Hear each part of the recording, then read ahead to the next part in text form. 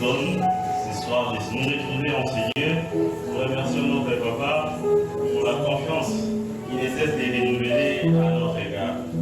Que l'Éternel nous bénisse. Maintenant, nos Bibles dans Luc, dans ce passage de base, nous allons lire le verset 1er au 10e verset. Luc 19, verset 1er au 10e. Jésus étant entré dans Jéricho, traversait la ville. Ce qui est intéressant pour moi, depuis qu'on a commencé les semaines de prière, on voit toujours Jésus en train de traverser. Il est en train de traverser, de passer. Mais quand il traverse, il laisse quelque chose de merveilleux et qui continue à subsister. Amen. Je veux que ce soit, même s'il va traverser seulement 44, mais qu'il ait de l'impact dans ta vie. Amen. Quelque chose qui va rester longtemps. Amen. Jésus étant entré dans Jéricho, traversé la ville, et voici un homme riche, appelé Zachée, chef des publicains, cherchait à voir qui était Jésus. Mais il ne pouvait y parvenir à cause de la foule, car il était de petite taille. On dit un homme riche. Il n'a pas encore vu Jésus, il est riche. C'est pour te signifier que tu ne viens pas à l'église, tu ne viens pas chercher le salut pour devenir riche. Tu peux être riche avant le salut. Et quand le salut arrivera, ça va persister. Amen. Il va mettre des bons fondements. Un homme riche, mais qui avait un désir, le désir de voir Jésus. Tant d'obstacles, il était de petite taille. Il courut. Ah oui, ce soir, on va avoir une mentalité d'acier. Ce n'est pas des choses à marcher lentement. Pour ton salut, il faut courir. Il courut en avant et montant sur les sycomores pour le voir. Parce qu'il devait passer par là. Lorsque Jésus fut arrivé à cet endroit, il leva les yeux et lui dit, Zachée, hâte-toi de descendre, car il faut que je demeure aujourd'hui dans ta maison. Zachée se hâta de descendre et les reçut avec joie. Voyant cela, tous murmuraient et disaient, il est allé loger chez un homme pécheur, toujours contre toi. Mais ça ne va pas changer la décision de Dieu. Amen. Oui. Même quels que soient les arguments qui sont en train d'avancer maintenant là même, ça ne va pas changer la décision que Jésus a prise ce soir. Amen. Mais Zachée se tenant devant le Seigneur et lui dit, voici Seigneur, je donne aux pauvres la moitié de mes biens. Et si j'ai fait du tort quelque chose à quelqu'un, je lui rends le quadruple.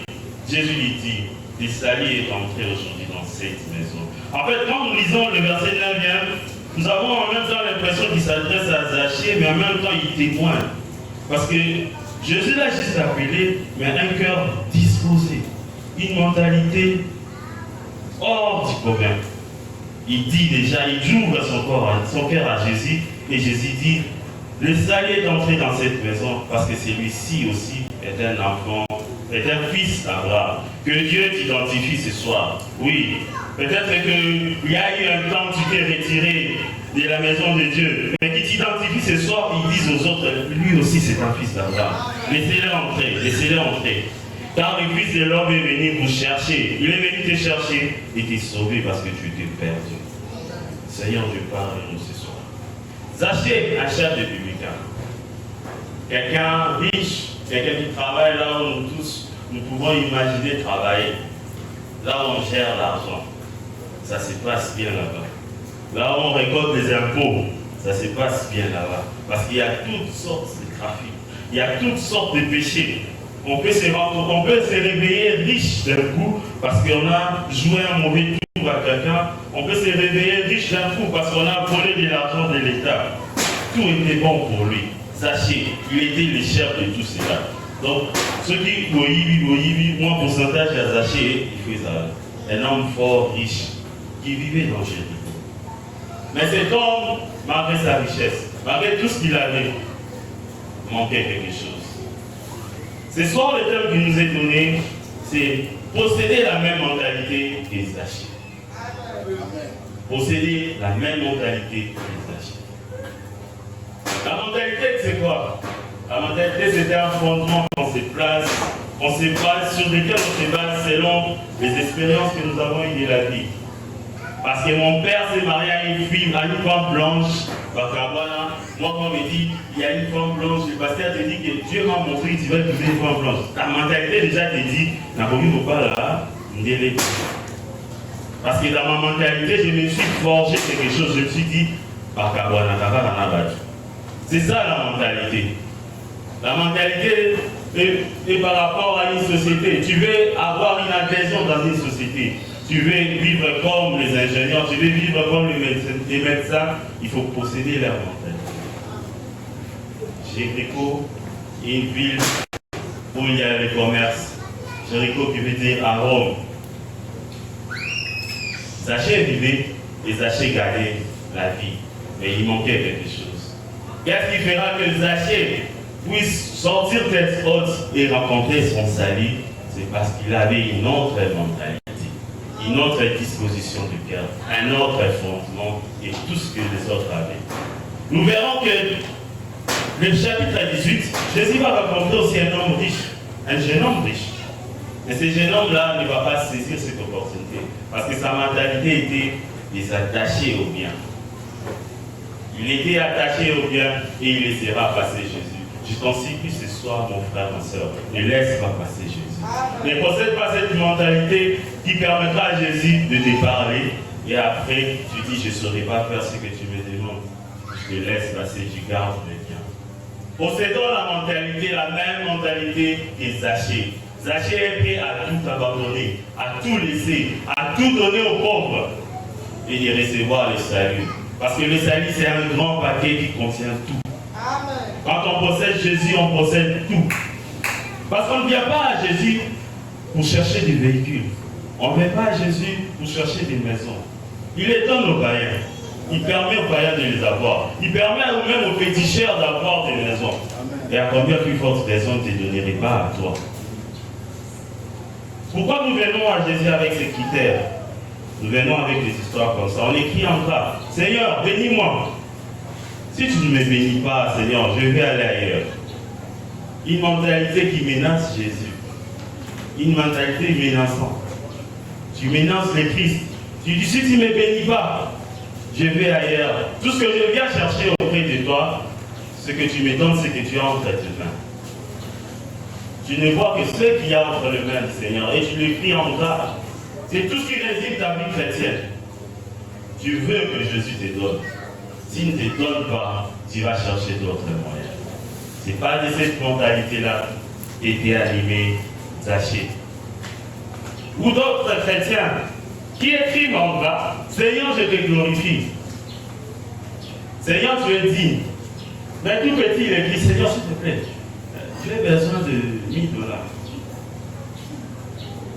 Vous voyez ce genre de garçons sur la route. Ah, on l'a dit bien.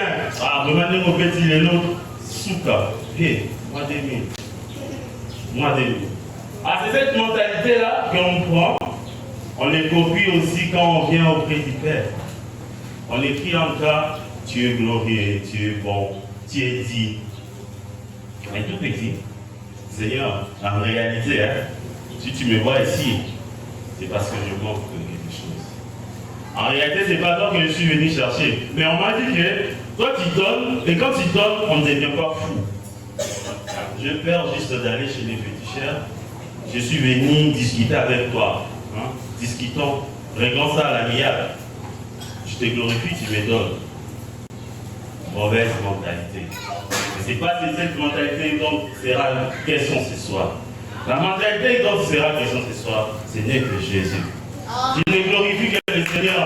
Qui te donne ou qui ne te donne pas, tu t'en fous. Que tu sois dans le manque, tu le glorifies, tu chantes ses louanges. Que tu sois dans la disette, tu chantes tes louanges. Qui te donne de l'argent, tu ne verras jamais dans des bars, tu vas chanter ses louanges. C'est de cette mentalité-là dont nous sera question ce soir. La mentalité des Zachée.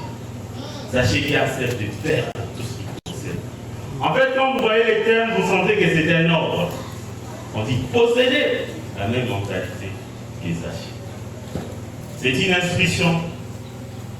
Qu'est-ce qui fait la différence entre les deux riches? C'est la mentalité. La mentalité devant le Seigneur. Nous avons ces chrétiens qui sont attachés au bien avec cette mentalité de Nazobé Tanzam de Matolo. On a même écouté des chansons avec. Jésus n'a pas obéi à Matolo. Est-ce que nous sommes dans la présence de Dieu pour lui dire que je viens juste pour te demander? où nous sommes réunis pour rendre gloire à son nom et pour travailler pour l'accroissement du royaume des cieux. Nous oublions le royaume des cieux, nous oublions tout ce qu'il faut faire, nous oublions de gagner les âmes, nous oublions d'apporter les saluts aux autres. Ce que nous faisons, c'est nous-mêmes d'abord. Seigneur, nous sommes venus pour que tu nous donnes. Nous sommes assez cupides pour vouloir même arracher de force ce qui est entre les mains du Seigneur. Mais ce n'est pas de ça que nous allons parler ce soir.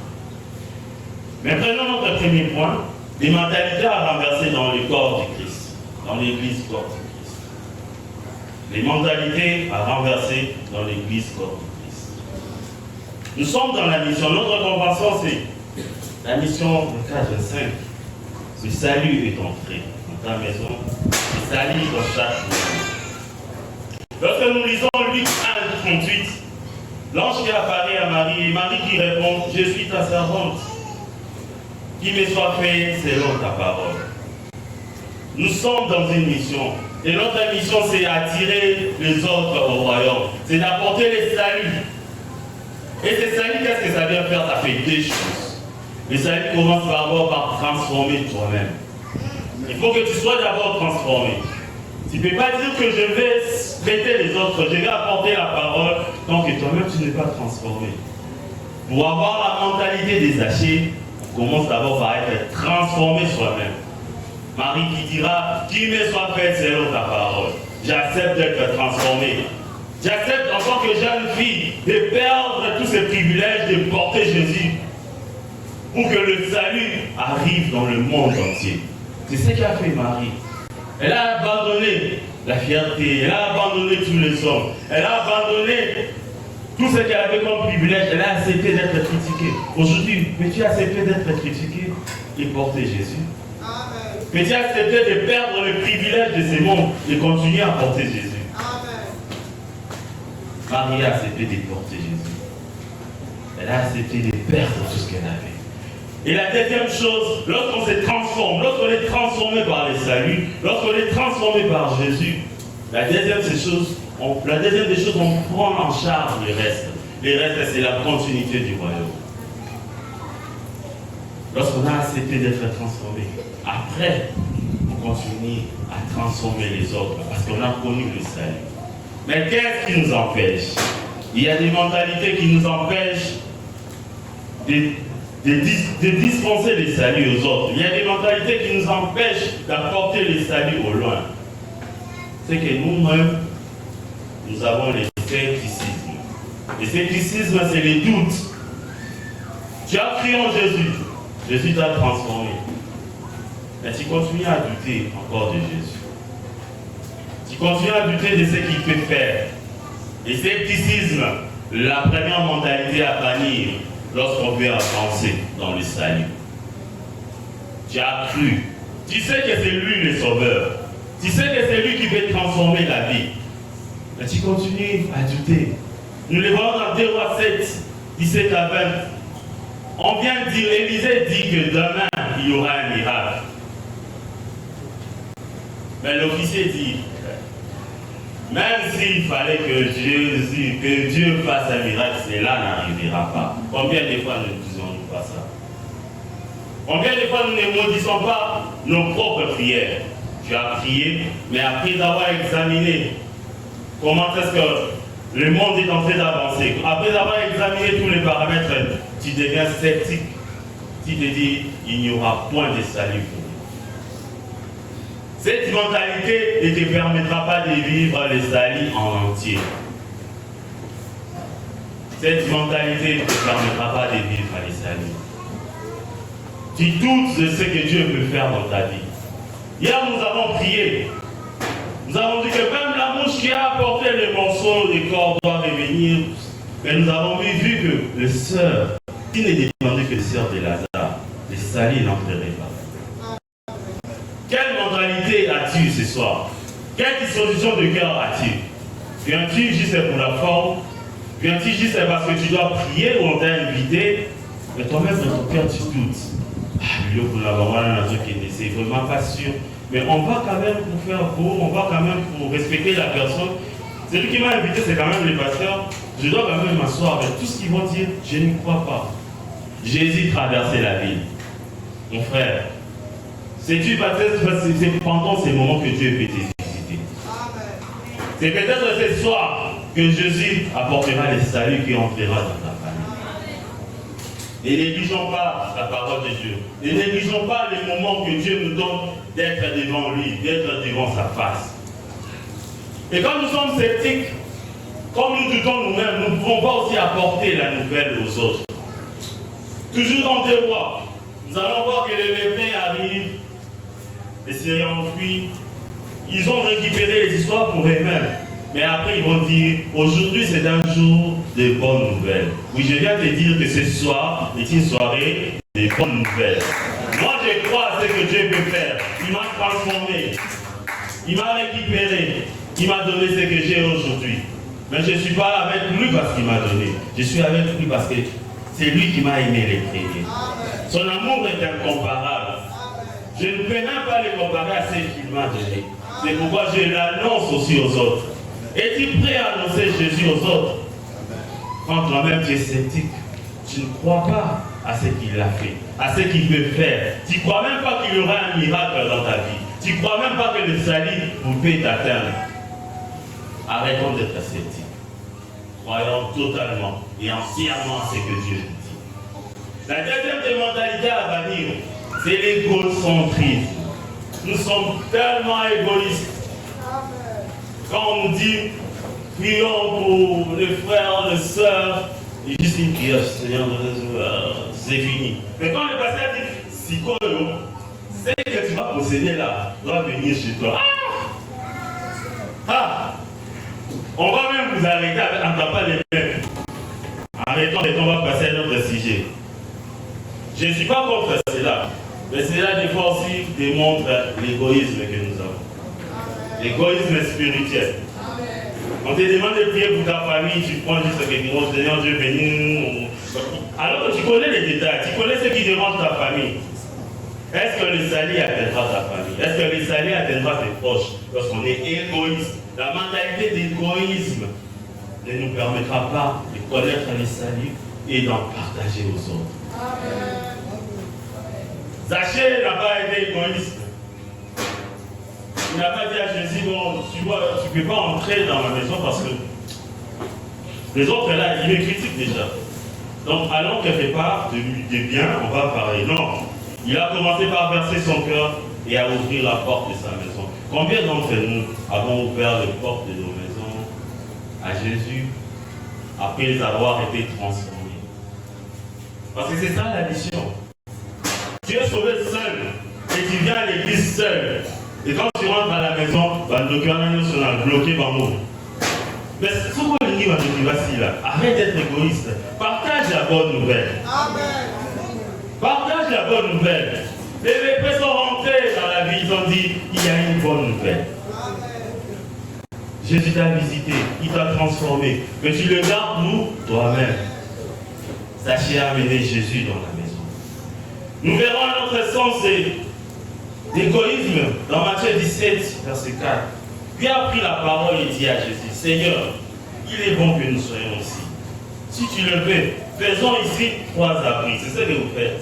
C'est ce que nous faisons. Nous allons leur demander à Seigneur de les attendre 40 jours coteaux.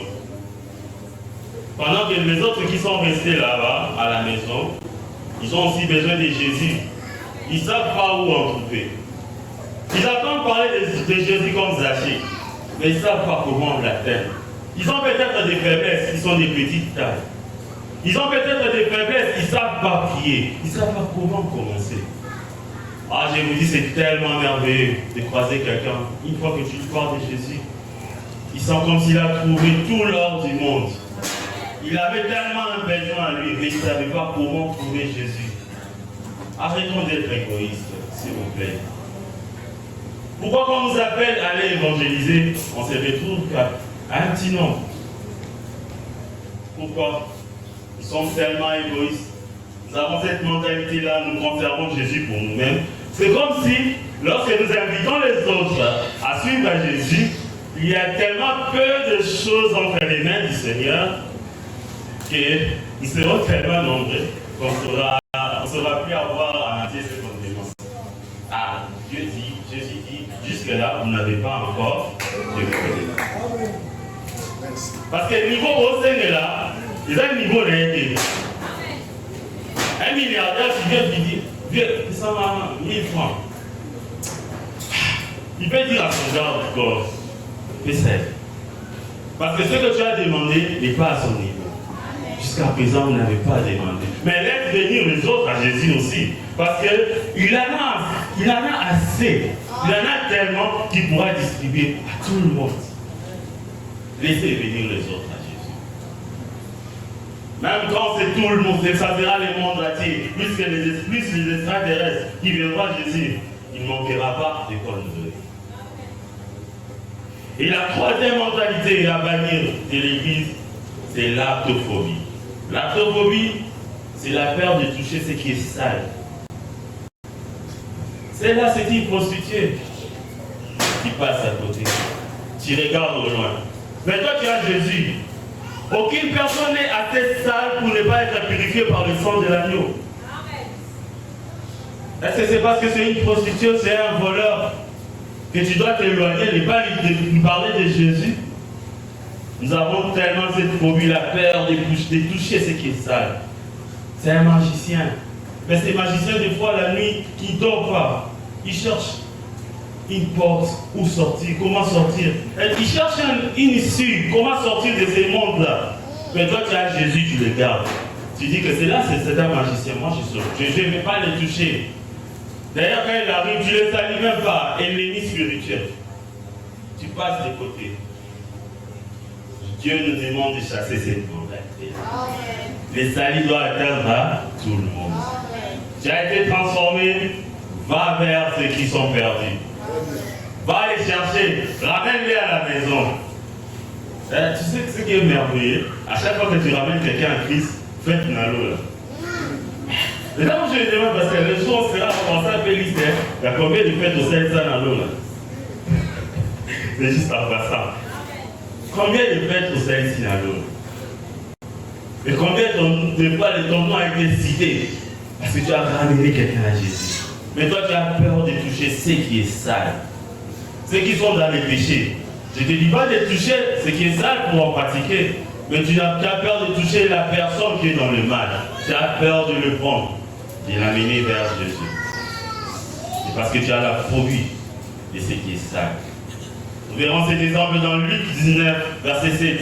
Voyant cela, tous murmuraient et disaient, il est allé loger chez un homme pécheur.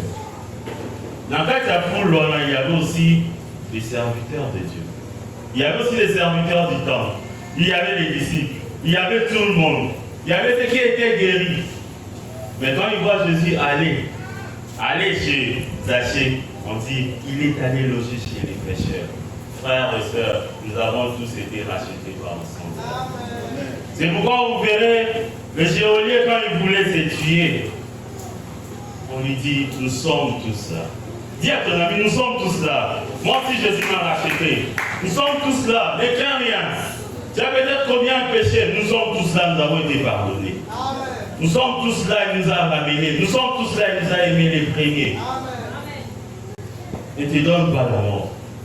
Quels que soient les murmures, que ce soit même à l'église, que ce soit même un serviteur qui te dit que il y a un niveau à péché, qualité à péché aux amours, nous sentons que tu vas tout droit vers l'enfer. Ne te soucie pas, mon frère. Ne te soucie pas, ma soeur. Lui aussi, la même personne a été rachetée, a été ramenée à Christ. Il était pécheur. Nous étions tous pécheurs. Nous étions tous privés de la gloire de Dieu. Personne n'est propre pour se tenir devant Dieu. Mais Christ a accepté de quitter son trône, de tout abandonner, de descendre dans la boue, de nous prendre chacun dans ce qui les concerne et de les ramener dans la maison. Et il nous demande de continuer son œuvre. L'œuvre du salut. C'est ce qui nous demande de continuer. Mais pourquoi as-tu peur de toucher ceux qui sont sales? Ceux qui sont encore dans les péchés, pourquoi as-tu peur? Pourquoi murmures-tu quand on te dit qu'on va aller voir les gens qui prennent du chambre? Ah! On va aller voir les gens qui prennent du chambre. Oui, déjà, oui, déjà, ceci, tu donnes toutes les raisons du monde, mais tu n'y vas pas. Mais toi, quand Jésus t'a ramené, on ne peut même pas raconter ton histoire. Amen. Ce que tu étais, Si on le dit aujourd'hui, on t'arrête. Mais Jésus a pris cela. Il a effacé. Il a effacé tout ce qu'il y avait. Il a effacé. Il n'a pas couvert cela, mais il a effacé. Il a oublié tout ça. Mais pourquoi continuer à considérer les autres comme si perdus, immatriculés pour être en enfer? Il dit que ces gens-là, déjà, dans la place, nous n'avons rien à faire. Nous, on ne peut pas aller là-bas. Moi, en tant que chrétien, moi, je suis déjà sauvé. Mais eux, ils restent là. Ils vont aller en enfer. Ils vont aller en enfer. Pendant que Jésus attend que toi, tu puisses remplir son royaume. Tu puisses peupler le royaume du Seigneur. La quatrième mentalité à bannir, c'est une mentalité du contentement d'un travail à moitié fait. Le verre à moitié rempli. Nous allons prêcher. Nous allons nous sauver. Mais qu'est-ce que nous faisons? Nous allons pour notre propre gloire. Nous descendons sur le terrain. Dès qu'on voit une personne qui a dit, moi j'accepte, on se contente qu'une personne nous approche. La personne nous approche, on parle de Jésus, il vous dit, bon ça va, je vais passer. Ou soit il dit, oui j'accepte Jésus, je viens à l'église. Et après on l'abandonne. On ne continue plus le travail. C'est cette mentalité qui ne permet pas que les alliés soient en entier dans une personne. Imaginez que vous avez gagné des terres, mais vous n'impartez pas ces terres. Lorsque vous récupérez des terres, il faut dresser votre drapeau. Mais vous gagnez des terres, vous partez, il n'y a aucun signe. Et l'ennemi, quand il va repasser par là, il récupère. Parce que vous n'avez pas impacté. As-tu impacté leur tuer? Tu as parlé des gens dans ton travail. Mais après, là, il n'y a pas parlé de regarde pour Kabouli. Travail à moitié. Il faut aller jusqu'au bout. Lorsqu'on les alliés atteignent chacun de nous, atteignent nos proches et entrent dans notre maison, on doit faire un travail en entier. Un travail total et parfait.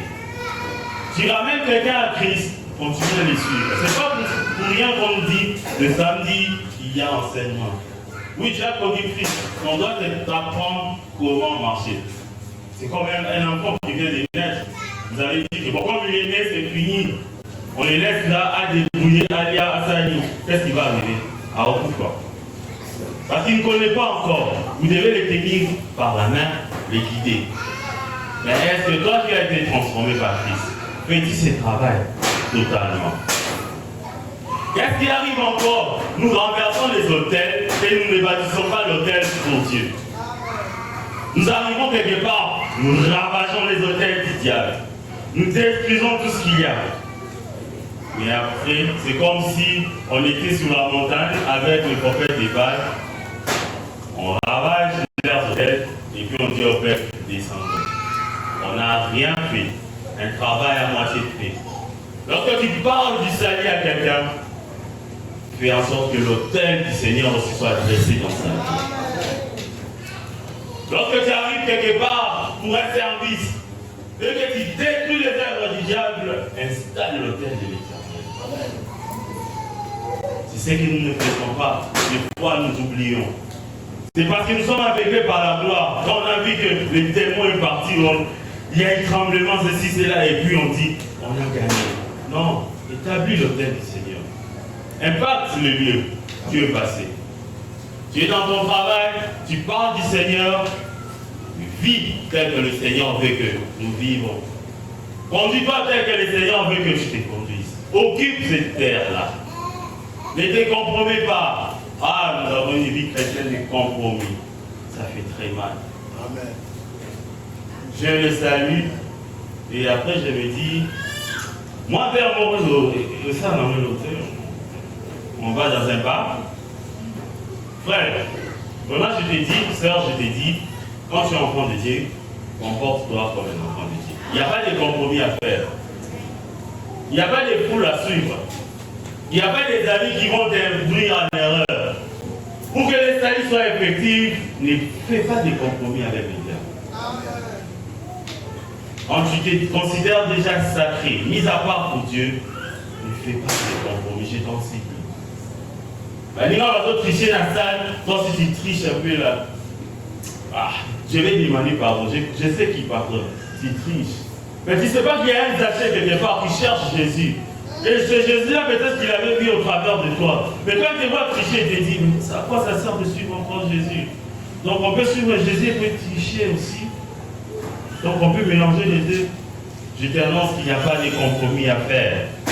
Il n'y aura jamais de compromis à faire. La vie chrétienne se vit à 100%.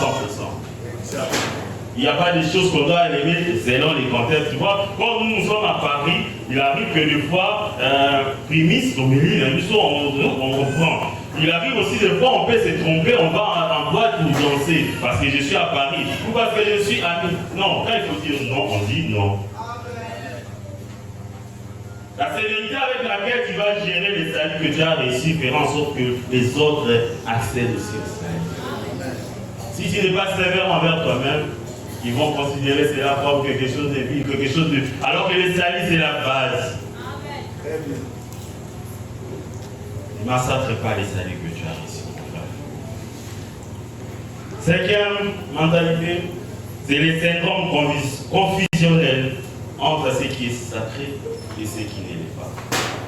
Quand tu as des confusions entre ce qui est sacré et ce qui ne l'est pas, tu ne vivras pas ton salut entièrement. Nous allons expliquer le salut tout entier à la fin. Lisons Daniel 5, 23. Tu t'es élevé contre le Seigneur des cieux. Les vases de sa maison, Seigneur, Bassani, les vases de sa maison étaient emportés devant toi. Et vous en êtes servis pour boire du vin. Toi et tes grands, tes femmes et tes concubines.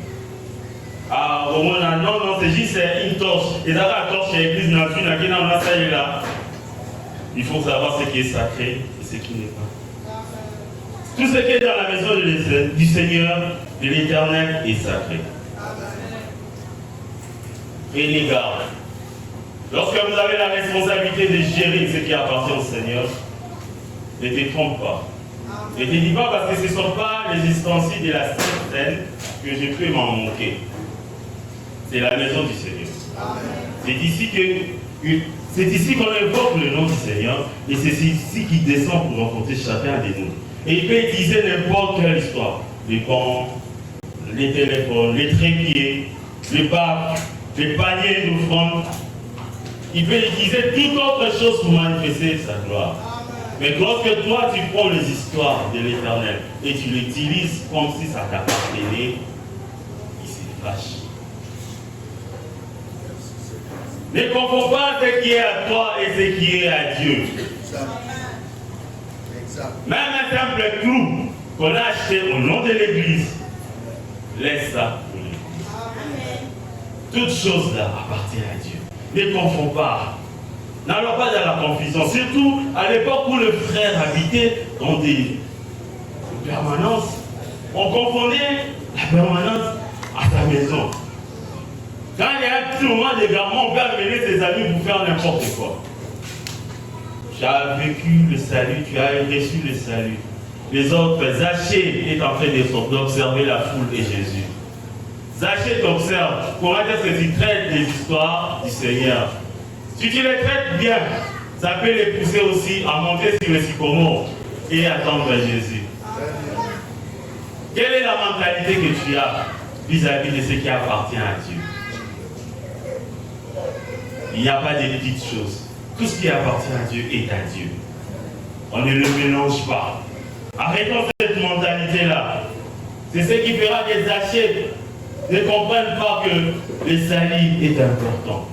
Lorsque nous négligeons ce qu'il nous a donné pour entretenir, ce qu'il nous a donné pour administrer. Pourquoi nous apportons le feu étranger dans la maison du Seigneur? Là aussi, nous confondons ce qui est sacré à ce qui n'est pas sacré. Au lieu de prêcher la parole, au lieu d'être dans la parole de Dieu, nous voulons mélanger pour émerveiller. Dieu n'est pas là pour émerveiller. Il nous a déjà émerveillés par tout ce qu'il a construit, par tout ce qu'il a fabriqué, par tout ce qu'il a créé. Par l'homme aussi, il nous a émerveillés. Mais il est là pour vouloir transformer la vie de chacun. Frère, ma soeur, lorsque tu as le privilège de te tenir debout devant quelqu'un et parler du Seigneur, lui transmettre les salis, s'il te plaît, ne mélange pas le feu. N'amène pas le feu étranger. Dieu ne prendra pas gloire. Tu vas mélanger ce qui est sacré et ce qui ne l'est pas. Et là, nous avons vu les 5 mentalités à bannir de l'Église. Les 5 mentalités qui ne nous permettent pas de vivre pleinement les salis et de les transmettre aux autres. Mais maintenant, regardons Zachée. Zachée, c'est cet homme exceptionnel. Zachée est un homme fort riche. Un homme qui est élevé en dignité. Un homme qui a assez d'espace. Un homme qui est admiré par les autres. Ces jours-là a un besoin, a un désir profond. C'est lui de voir Jésus. La Bible nous dit qu'il veut voir qui était Jésus. Quand tu arrives dans l'église, qu'est-ce que tu cherches? Tu viens voir le pasteur? Tu viens voir le chant? Tu viens voir qui va prêcher ce jour-là? Tu veux voir comment est-ce qu'il va prêcher? Comment est-ce qu'il va se tromper? Viens voir Jésus. Lorsque tu as besoin du salut, le salut dans ta famille, le salut dans ta maison, le salut dans tout ce que tu veux, viens voir Jésus. Alors, quelle est la première mentalité de Zachée? Zachée, c'est quelqu'un qui sait sortir de la foule. Quelqu'un qui sait se distinguer. La première mentalité qu'a Zachée.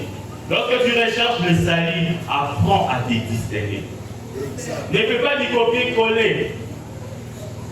Pour le salut, Sœur Clarisse Salvador qui a dit 20 jours, après, tu suis aussi la même marche. Non, tu n'es pas le protocole d'état de Dieu pour lui dire que nous allons suivre ceci, c'est là, 1, 2, 3, et puis tu agis. Lorsque tu veux atteindre le salut, lorsque tu veux que le salut entre dans ta famille, apprends à te distinguer, sors de la foule. Sors de la foule. Parce que la foule ne t'aime pas. La foule suit Jésus, la foule parle de Jésus. La foule peut être aussi l'église. Ils sont avec Jésus. C'est grâce à la foule que tu as entendu parler de Jésus. Mais lorsque tu viens avancer vers Jésus, ils te disent non, non, arrête-toi d'abord ici. Toi, tu es un pécheur. Arrête-toi d'abord ici. Toi, ce que tu avais fait l'autre fois, tu ne peux même pas venir dans la maison de Dieu. Apprends à sortir de la foule. Zachée a cherché là où il pouvait se placer. Et puis, pour voir Jésus. La deuxième mentalité exceptionnelle que Zachée a. Zachée sait reconnaître les priorités et les traits en urgence. Quand tu arrives dans la maison de Dieu, quand tu veux voir Dieu, et quand tu as des moments de prière, tu t'es distingué, tu viens voir Jésus. Est-ce que tu connais tes priorités? Ou bien tu as tout mélangé. Seigneur, sois là au mieux se reçoit et bima. Donc Zachée savait qu'il n'avait pas besoin d'argent. Zachée savait qu'il n'avait pas besoin de ceci, cela. Peut-être aujourd'hui on dirait qu'il n'avait pas besoin de voiture. Il avait juste besoin d'une chose.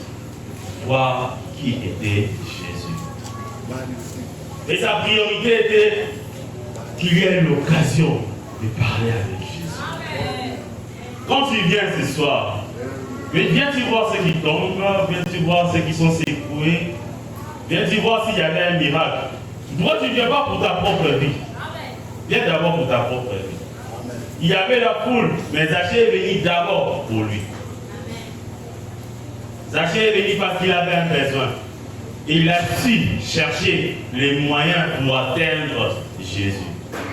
Il est monté sur un sycomore. Il est monté sur un arbre qu'il est mettait en désert. Et on dit que les regards du Christ était tourné vers lui. Quel regard merveilleux que ce soir que Jésus te regarde. Pendant qu'il est en train de passer, qu'il te regarde. Oui, il regardait tout le monde. Il y avait la foule. Il y avait la foule autour de lui. Il pouvait regarder Pierre, il pouvait regarder un autre gars de Jéricho, mais le regard vers Zachée était différent. Le regard vers Zachée était différent. Et du coup, il dit Zachée, Et c'est merveilleux aujourd'hui de recevoir le président de la République et du coup il te dit félicité. Tu vas avant te dire aïe comment on a gagné. Ça va te faire un peu de l'orgueil. Pendant que toi-même tu cherches comment est-ce qu'il a connu ton nom, tu vas dire aux autres Moutsunama. Ah, c'est ce que tu achètes. Même si vous ne me considérez pas, Moutsunama. Ah oui, que Jésus soit la chose la plus merveilleuse qui soit arrivée à quelqu'un ce soir. Que Jésus soit ton cadeau de Noël. Que Jésus soit ton cadeau de Nouvel An. Pendant que toi-même tu cherches comment est-ce que la commis a. J'étais pécheur. J'ai quitté du pécheur à ici. Pendant que toi-même tu cherches à résoudre ça, dis c'est déjà aux autres. Jésus le regarde, il appelle par son nom.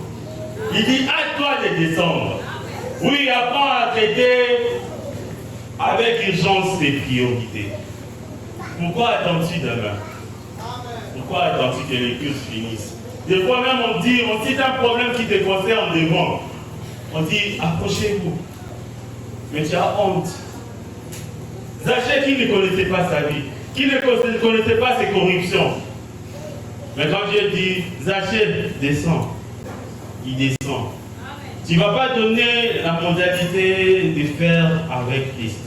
C'est lui qui choisit comment il fait et quand il le fait. Il ne s'agit pas de dire Seigneur,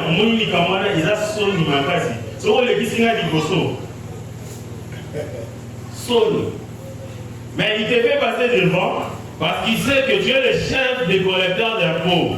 Lorsqu'ils verront les chefs des collecteurs d'impôts passer, ils auront le courage d'abandonner aussi ce qu'ils sont en train de faire. Il y a en fait un témoignage qui va arriver ici devant. Ton salut va atteindre aussi les autres pour qu'ils soient sauvés. Alors ce soir, n'aie pas honte. Si on te demande de recevoir Christ, même si tu trompais que tu avais reçu Christ, ce soir, n'aie pas honte. Peut-être que demain, ça sera une autre chose. Apprends à traiter les priorités en urgence. Le salut est une priorité pour ta vie. Il y a une amie qui m'a raconté une histoire. Elle me dit que j'étais en train de parler avec mon collègue à 15h10. Je lui fais des messages WhatsApp. Et après, la personne me répond. Après un temps, je sens qu'il ne me répond plus. J'appelle. Quelqu'un qui lui répond, il dit, on l'a déposé à la mort. Pendant que vous étiez en train de parler, il a fait une crise. Je ne suis pas venu pour te transmettre la peur. Mais je vais juste te dire que le salut, c'est une urgence. Le salut est une urgence. Tu peux tromper tout le monde, tu ne tromperas pas Dieu. Ces jours-là, il n'y aura pas de liste de fraudeurs par continent. Le continent dit, c'est le président qui m'a là, Anne Gabriel. Non. Il connaît ce qui lui appartient. Les brebis connaissent sa voix. Si tu es une brebis, tu vas reconnaître sa voix. Quand il viendra. Même si tu nous as trompé, que tu es sauvé. Même si tu as fait de toutes les façons qu'on sache, cette femme, une femme de prière. J'ai connu des gens qui étaient dans la chorale, pas dans cette chorale, dans une certaine église, mais quand tu le vois en boîte de nuit, et quand tu le vois prendre la cigarette, une fille, mais les dimanches tu le vois tomber. Ah, je t'ai dit, tu vas tomber et te faire mal sans rencontrer Jésus. Qui te fera mal, moi, il ça te sauve. Mais lorsque tu rencontres le salut, le réel salut, ça peut arriver même quand tu es debout comme ça. Il ne suffit pas que tu tombes, il ne suffit pas que tu puisses trembler. Le salut peut t'atteindre comme Zachée. Zachée a raconté le salut. Il n'a pas parlé en langue, il n'a pas commencé à prophétiser. C'est juste un cœur répandu devant le Seigneur. La disposition de ton cœur. Comment disposes-tu ton cœur quand tu arrives devant le Seigneur? Comment te disposes-tu? Nous sommes là, nous prêchons, nous disons tout ce qu'il faut dire. Les pasteurs prophétisent. Mais est-ce que ton cœur, c'est une terre à recevoir la parole de Dieu et à faire pousser les grains? Il y a une plante, ou c'est quelque chose qu'on jette et l'oiseau vient envoler comme cela. Apprends à traiter à l'urgence des priorités. Et la priorité pour nous, c'est le salut. La troisième mentalité des Zachée. Zachée, c'est qu'on reconnaît dans les lieux, les messagers et les messages. Il a su que quand Jésus lui demandait de descendre, dit, Zachée, hâte-toi de descendre. Il n'a pas considéré comme toute autre personne. Mais Zachée, tu ne connaissais pas Jésus, soyons sérieux. Il n'y avait pas de télé à l'époque.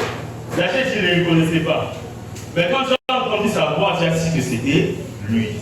Est-ce que ce soir, même par la voix de ce pécheur qui a été sauvé, qui je suis, c'est-tu reconnaître le Seigneur? C'est-tu reconnaître que le Seigneur te parle? Et que ce n'est pas la personne qui est devant toi, mais que le Seigneur qui utilise juste son serviteur pour te parler. Confonds-tu les messagers, les messages et les lieux? On dit que Zachée est allé monter et il l'attendait. Il savait que Jésus passera par là. Et lorsque Jésus est arrivé à cet endroit précis, Jésus lève les yeux et appelle Zachée. C'est-tu reconnaître le lieu? C'est-tu reconnaître que ça peut arriver dans une douche? C'est-tu reconnaître que ça peut arriver dans une voiture? C'est-tu reconnaître que ça peut arriver sur le lit de l'hôpital? Que ça peut arriver en classe? Que le professeur est en train d'expliquer la mathématique, mais toi tu attends autre chose et il transforme ton cœur? C'est-tu reconnaître la voix de Dieu? C'est-tu reconnaître le lieu de rendez-vous? Et cette mentalité, cette sensibilité de reconnaître le lieu où Dieu se tiendra debout et te dira, mon fils, ma fille, ton salut est arrivé. Lazare s'est arrivé dans une tombe. Quelque chose que je ne pourrais jamais imaginer.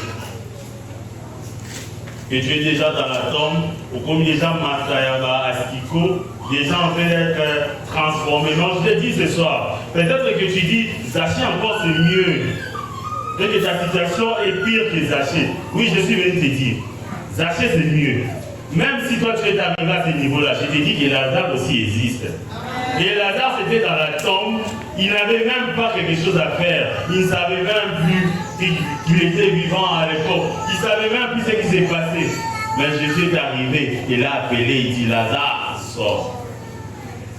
Sais-tu reconnaître que c'est Jésus qui t'appelle ce soir? Sais-tu reconnaître que c'est le lieu de rendez-vous? Là où tu es assis, c'est une histoire, une nouvelle histoire qui commence. C'est ton salut qui commence. Sais-tu reconnaître cela? La quatrième, c'est la transformation complète et joyeuse. Un pécheur comme Zachée, il est transformé. Et c'est une joie qui sort dans son cœur. C'est une joie qui manifeste. C'est parce qu'il a trouvé quelque chose qu'il cherchait pendant longtemps. Ce n'est pas le mariage que tu cherches. Ce n'est pas la voiture que tu cherches. Tu n'as pas besoin de tout cela. Tu peux avoir tout cela, comme on a dit au début, sans Jésus. Mais es-tu prêt à recevoir Jésus et recevoir le reste? Parce que quand tu as Jésus, tu as tout. Quand tu as Jésus, tu reçois tout. Quand tu as Jésus, tu as les kits complets. Tu entres dans la mission, ce n'est pas à toi de trouver les frais des missions. Ce n'est pas à toi de trouver des outils à utiliser dans la mission. Dans la mission, c'est celui qui t'a ordonné dans la mission qui te donne la provision. Amen. Pourquoi tu te soucies? Nous sommes dans ce monde en mission. Mais tu passes ton temps à te soucier des choses qui accompagnent la mission. Des fois, les chrétiens, nous sommes devenus comme ces entreprises où on ne paye plus les gens. À chaque fois que nous sommes devant le Seigneur, Seigneur, nous, on en a une soirée, comment on en a une paye. Seigneur, il s'est dit, c'est des demandes de foi. Est-ce que je paye ou je ne paye pas? Pourquoi est-ce qu'ils sont toujours en train de se lamenter? Ils sont en mission. Les frais de mission et les outils qui accompagnent la mission, c'est moi qui donne cela. Arrête de te soucier des choses de ce monde. Ah, c'est important, c'est nécessaire. Mais arrête d'en faire une priorité. Amen. La priorité, c'est le salut. Amen. La priorité, c'est Jésus d'abord. D'abord Jésus. D'abord Jésus. Parce qu'il y a des gens qui manquent. Ils manquent de tout. Ils sont même fous. Mais ils ont des enfants dans leur folie. Amen. Dans leur folie, ils côtoient, ils entrent dans des maisons de riches. Et puis on les chasse à un moment, mais ils entrent quand même. Mais toi, un homme normal, tu ne peux pas entrer. Les hommes normaux, vous ne pouvez pas entrer. Les gens dans leur péché, ils ont des milliers de voitures, des milliers de dollars.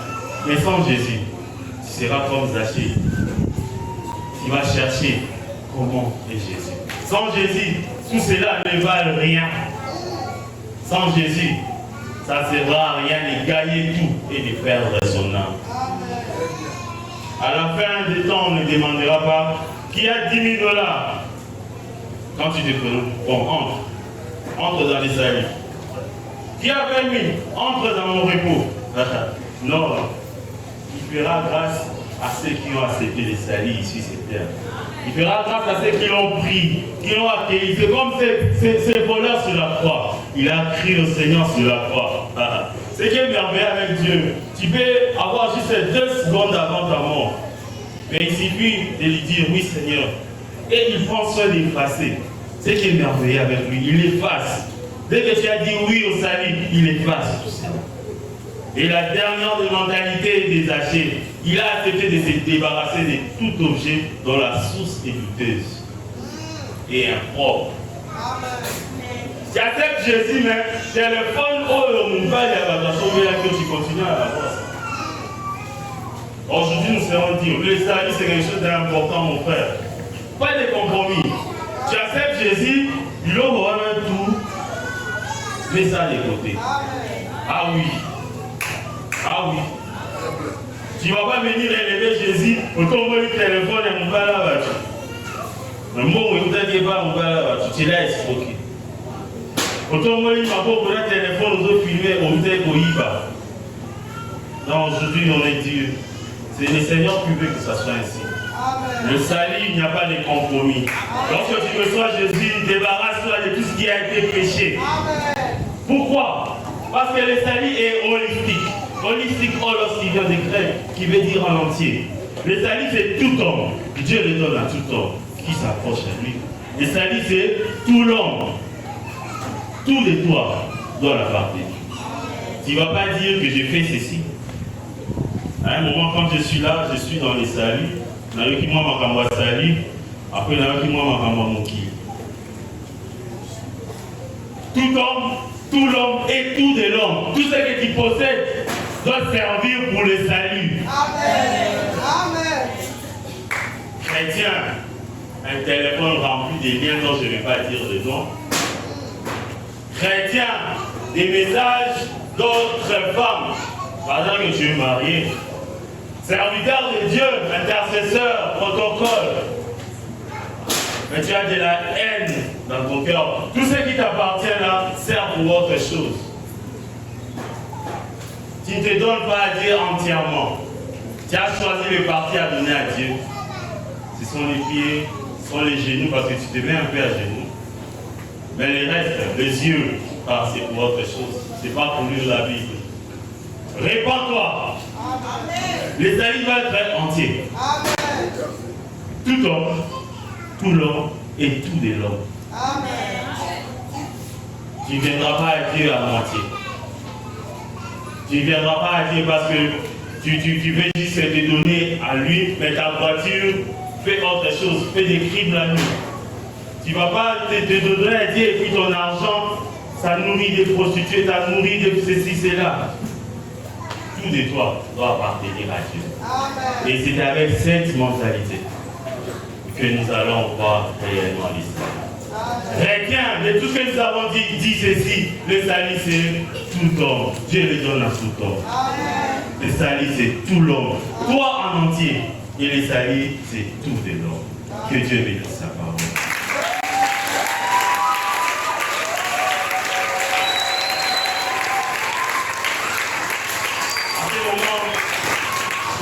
Je vais faire un appel. Toi qui n'as pas encore reçu Christ dans ta vie, le salut est disponible. Le salut est disponible.